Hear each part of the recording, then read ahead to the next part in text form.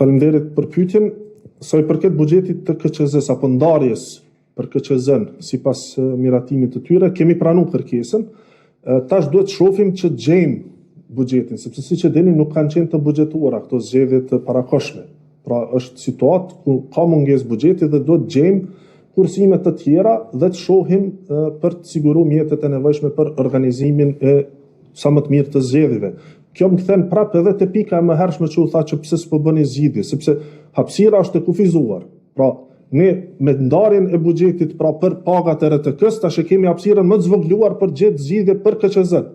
Por megjithatë duhet shohim që gjejmë zgjidhje. Pra sa më shumë probleme që na kanë lënë PDK, LDK, AK-Nisma, duke mos votuar buxhetin e RTK-s, duke mos votuar buxhetin e vitit të ardhshëm, duke mos votuar marrëveshjet ndërkombëtare, duke mos votuar buxhetin për 3 komunat, aq më e vështirë bëhet gjetja e zgjidhjeve.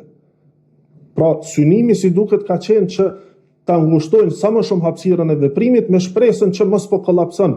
Pra, i gjithë shteti dhe pastaj ata dalin edhe të sillen si triumfalist në kurriz të shtetit. Kjo është tragjike për besë. Por ne do të shohim dhe do të gjejmë edhe buxhetin e KQZ-s aq sa kanë kërkuar mundësisht në mënyrë që të ketë organizim sa më të mirë të zgjedhjeve, megjithse prapë po e them, kjo na e ngushton hapësirën e veprimit. Pra çdo vendim që na lihet si barë qeverisë e bën më të vështirë pra që të zgjidhen të gjitha.